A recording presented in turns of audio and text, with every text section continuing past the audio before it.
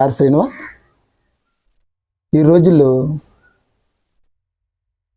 జుట్టు చిన్నపిల్లలకు కూడా పండిపోతుందండి.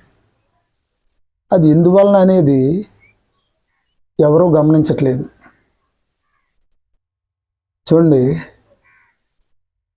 ఈ జుట్టు పండిపోవటానికి కారణం మన జీవన విధానమే మార్పు. కేవలం జీవన విధానం మార్పు చేసుకున్నట్లయితే జుట్టు పండటానికి అవకాశం లేదండి. ఇంతకుముందు చూడండి, ఇంతకుముందు మన పూర్వీకులు ఇప్పుడు కూడా 60, 70, 80, 90, 100, 110 సంవత్సరాలు బతికిన వాళ్ళు కూడా ఉన్నారు. వాళ్ళ జుట్టు 60 దాటిన తర్వాత కొంచెం అక్కడక్కడ తెలుపు కనిపించేది. ఈ రోజుల్లో 30, 25 సంవత్సరాల వాళ్ళకే జుట్టు పండిపోతుంది. దీనివలన ఎప్పుడైనా గమనించారా? ఇంతకుముందు మన పెద్దోళ్ళు ప్రతిరోజు తలకు నూనె పెట్టేసేవారు. నూనె పెట్టి చక్కగా దువ్వి స్కూల్కి పంపించేవారు. నూనె పెట్టని రోజు, రే నువ్వు తలకు నూనె పెట్టకపోతే తలపోటు వస్తుంది, కంపల్సరిగా నూనె పెట్టాలి అని తలకు నూనె పెట్టేవారు డైలీ. వాళ్ళకి కళ్ళు మసకలు కూడా వచ్చేవి కాదు. 60 దాటిన తర్వాతే కళ్ళు మసకలు, తలపోట్లు, కళ్ళజోళ్ళు పడటం అనేది. తల కూడా ఇప్పుడు కళ్ళు మండకూడదు, సులువుగా మనం స్నానం అయిపోవాలి, తలకు స్నానం అని ఏం చేస్తున్నారంటే ఈ రోజుల్లోని అనేక రకాలైన కెమికల్స్ ఉన్న షాంపూలు వాడటం జరుగుతుంది. ఆ షాంపూ వల్ల మన జుట్టుకున్న మురుగుపోవటం మాట ఏమో కానీ మన ఆటలతో పాటు మన జుట్టు కూడా ఊడిపోతుంది. చూడండి, చిన్న వయసు చూడండి, బట్టబుర్రలు రావటం, జుట్టు పండిపోవటం, కళ్ళు మసకలు రావటం, తలపోట్లు రావటం, వీటికి కళ్ళజోళ్ళు వేయించుకుంటాం. ఎంత దౌర్భాగ్యం అండి ఇది. చూడండి, ఇంతకుముందు మన పూర్వీకులు షాంపూ అంటే తెలియదండి. కుంకుడికాయ వారానికి ఒక్కసారి తలంటినప్పుడు ఎప్పుడైనా కుంకుడికాయ అనేది వాళ్ళు వాడేవారండి. కుంకుడికాయలు కొట్టుకొని ఒక 10 నిమిషాల ముందు నానబెట్టుకొని ఆ కుంకుడికాయతోటి తలంటుకునేవారు. అటువంటిది షాంపూ తప్ప కుంకుడికాయ, అసలు కుంకుడికాయ తెలియని వాళ్ళు కూడా ఉన్నారండి ఈ రోజుల్లో. దానివల్ల శుభ్రంగా వయసు 60 సంవత్సరాల్లో రావాల్సిన వయసు కనీసం 30-35 సంవత్సరాలకే వయసు మార్పు వచ్చేస్తుంది.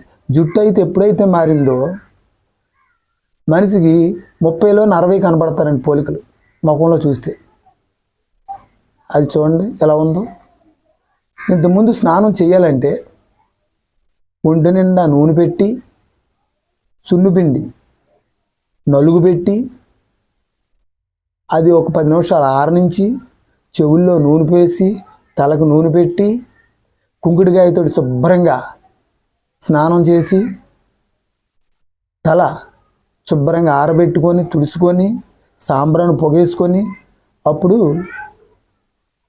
లోపలికి వెళ్ళి బట్టలు కట్టుకునేవారు. ఈ రోజుల్లో చూడండి, బయటికి వెళ్ళటం, బాత్రూంలోకి వెళ్ళటం, షాంపూ చింపుకుంటాం, నెత్తి మీద పోసుకుంటాం, 2 చెంబులు పోసుకుంటాం, అటు ఇటు పావటం, వచ్చేయటం, తుడుచుకుంటాం, బట్టలు వేసుకుంటాం, డ్యూటీలకు వెళ్ళిపోవడం. చెవులు పోట్లు రావటం చూడండి, చెవులు పోట్లు రావటానికి ఇదే కారణం అండి. ఇవన్నీ కూడా మనం జీవన విధానం మార్పు అండి.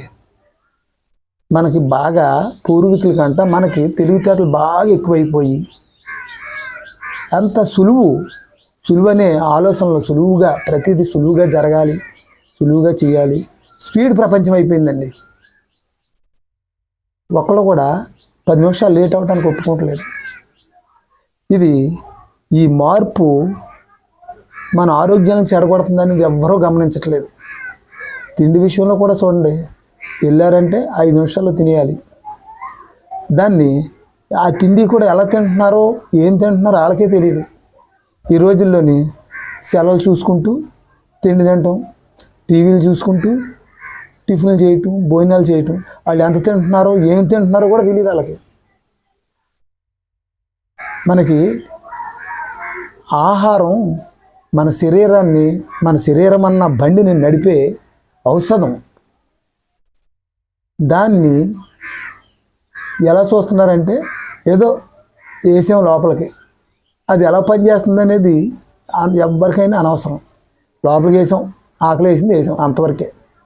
లేకపోతే మనకి మనం తినే తిండి మన శరీరానికి ఎంతవరకు ఉపయోగపడుతుంది అనేది ఎవరైనా గమనిస్తున్నారండి? ఈ రోజుల్లో ఎవ్వరూ గమనించట్లేదు.